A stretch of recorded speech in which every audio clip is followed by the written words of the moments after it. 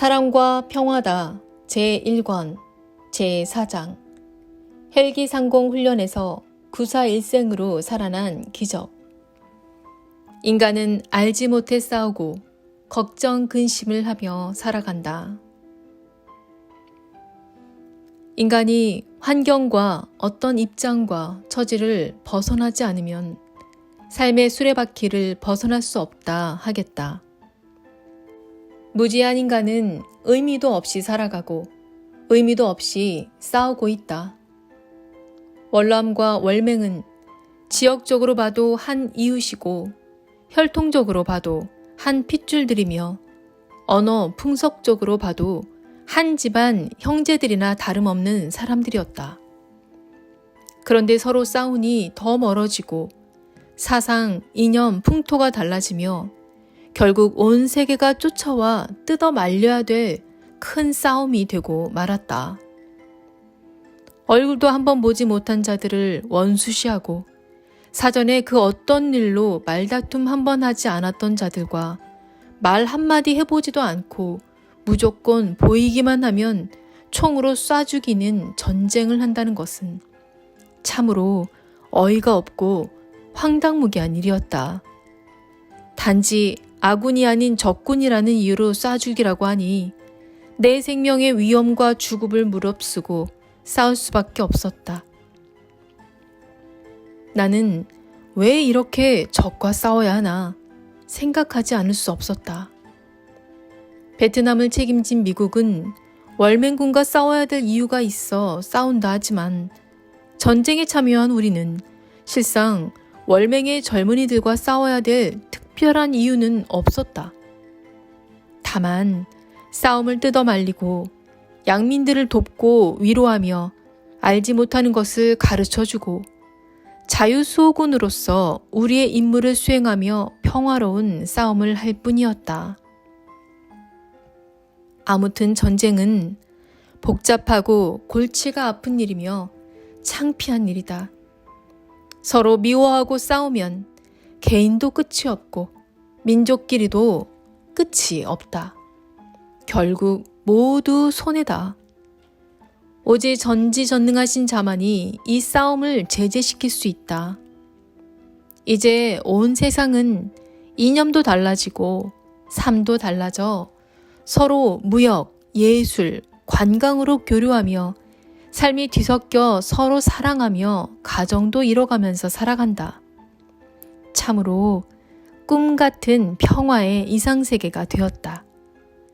서로 끝까지 싸우다 보면 모두 다 죽기 때문에 창조주께서 이 전쟁을 멈추게 하여 오늘과 같은 평화의 세계가 온 것이다.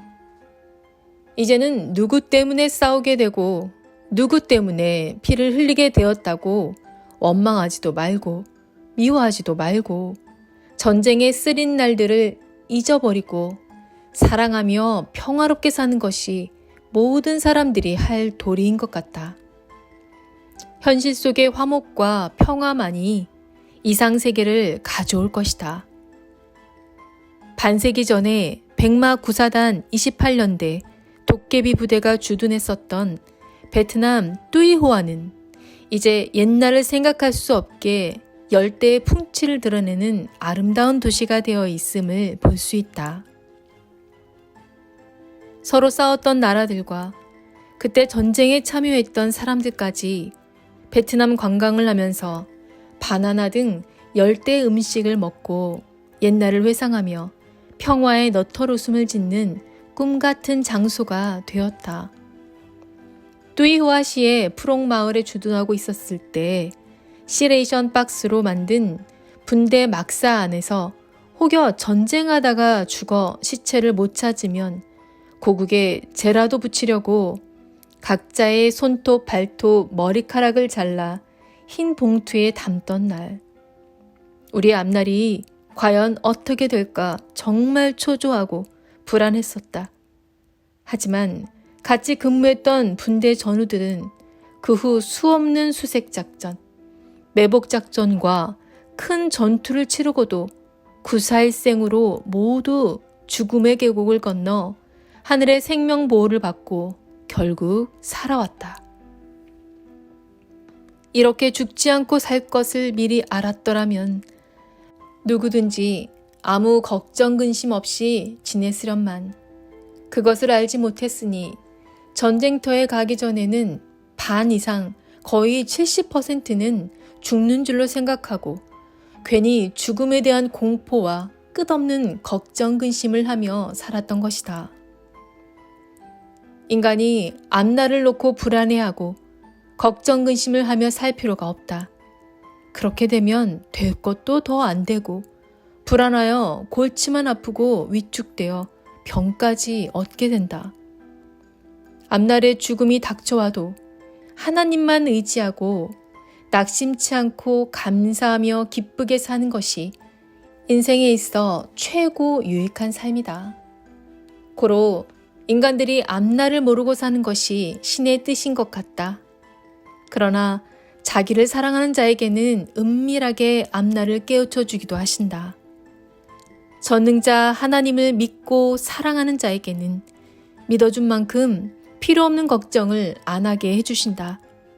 행한 대로 대해주시고 갚아주신다. 마음에 들린 음성.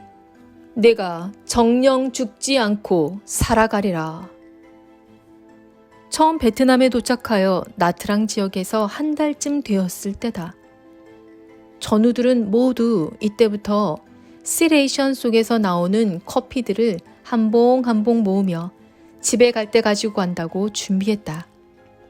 그리고 월급 타서 텔레비전을 사간다, 혹은 대형 녹음기를 사간다 하며 그 포부가 대단했다. 이는 한 달 월급이 꽤 많았기 때문이다. 그런데 나는 그 어떤 것도 귀국할 때 가지고 가지 못할지라도 생명만은 꼭 가지고 돌아가야 된다고 생각했다. 그곳에 해병대 한 부대가 있다가 철수하면서 우리 부대와 교체될 때였다. 나는 해병대의 한 병사에게 "너는 베트남에 온 지 얼마나 됐어?" 하고 물으니 그는 1년 다 돼가 했다. 도대체 베트남 전쟁의 실제 상황이 어때? 한 분대 인원이 총 9명인데 지금까지 몇 명이 죽었어? 하니 병사는 지금까지 6명이 죽고 3명 살았어. 그래도 이 정도면 많이 산 거야. 했다. 그 말을 듣고 야, 3분의 2가 죽는구나 하는 죽음의 두려움과 공포가 엄습했다. 나는 정말 살아서 갈 수 있을까? 하고 충격을 받았다. 해병대 병사에게 언제 한국으로 귀국하느냐고 물었더니 그는 울먹이며 "한 달 더 작전하다가 가는데 살아간다는 보장이 없어." 하고 말했다. 나는 그에게 하나님과 예수님을 믿느냐고 물으니 안 믿는다고 했다. 그래서 "내가 꼭 살아가도록 기도해주면 꼭 믿어야 해." 했다. 그는 웃으면서 "보장해?" 하고 물었다. 나는 심각한 표정으로 "절대 보장해." 하니 그는 "정말 믿을게." 했다. 지혜의 잠언 38권 281. 외모보다 마음이다. 성자는 마음 보고 쓰신다. 282. 마음이 좋은 자를 보고 배우고 고쳐라. 그러고 나서 써라. 283. 거친 돌을 갈아서 매끈하게 만들듯이 내 마음도 매끄럽게 만들어서 써라. 284. 거친 돌을 빨랫돌같이 매끄럽게 만들어 거기에 옷을 빨듯이 내 마음을 매끄럽게 만들어 내 마음과 행실을 깨끗이 하여라. 285. 내 마음에서 악을 쪼개내고 죄를 쪼개내고 불의를 쪼개내어 선한 마음과 행실로 살아라. 이것이 마음 관리법이다. 286. 진실한 사랑이다. 287. 누가 자존심을 건드려도 무시해도 양털같이 부들부들하여라. 288. 고무풍선은 아무리 얼굴에 문질러도 안 찌른다. 어린아이의 자존심을 건드리고 무시해봐라. 혈기를 내고 싸우다가도 웃으면서 윙크하고 좋아한다. 마음속에 거친 것들은 다 쪼개내고 어른아이 같은 성격과 성품을 가져라. 289.